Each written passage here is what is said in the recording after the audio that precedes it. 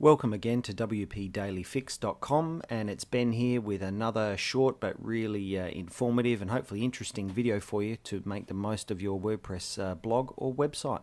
Today we're going to have a look at permalinks, and you'll see I put this post under the category of settings, but it could just as easily go under SEO, usability or user experience, and things like that. So it's actually really important. Don't let the settings tag make you think it's a boring one. What we're going to look at, as I said, is permalinks. Now what permalinks are for WordPress, it's basically the way WordPress assigns a URL or an address to your posts, to your pages, to your categories and so on within your website. If we go to the front end of my sandbox site, it does actually have a front end. Here we go. At the moment it's just running 2011 themes, so this should be something that you're reasonably familiar with looking at if you've set up your own site.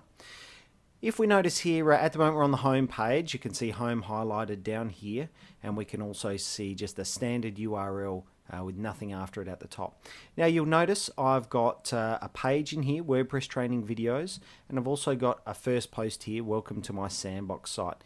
Now let's just hover over those two and see what we get. If we hover over the page WordPress training videos, have a look down in the bottom left hand corner. I'm working in Chrome at the moment, and you'll see the URL, which is the website URL. Then after that we've got !page_ID=2, which is very descriptive and maybe even a little bit intimidating for some users. If we hover over welcome to my sandbox site, something very similar. This time we've got /P=1.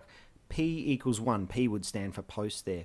And if I click that post, let's flick over to it, you'll notice here the URL for the post is indeed that. wpdfsandbox.wpdailyfix.com/?P=1.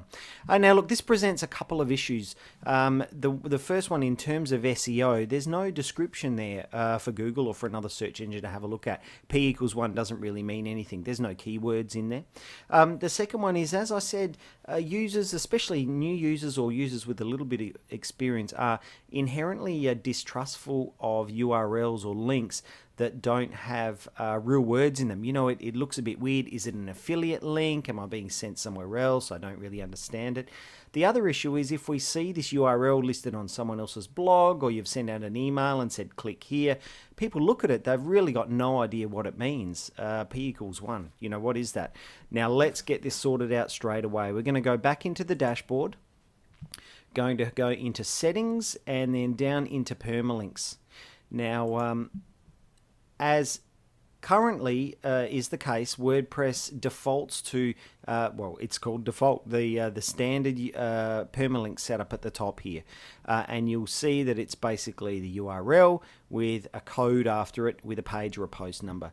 Let's just hop down the list a little bit. We can skip most of these. 99% of you out there will be best suited to pick post name for your permalink structure.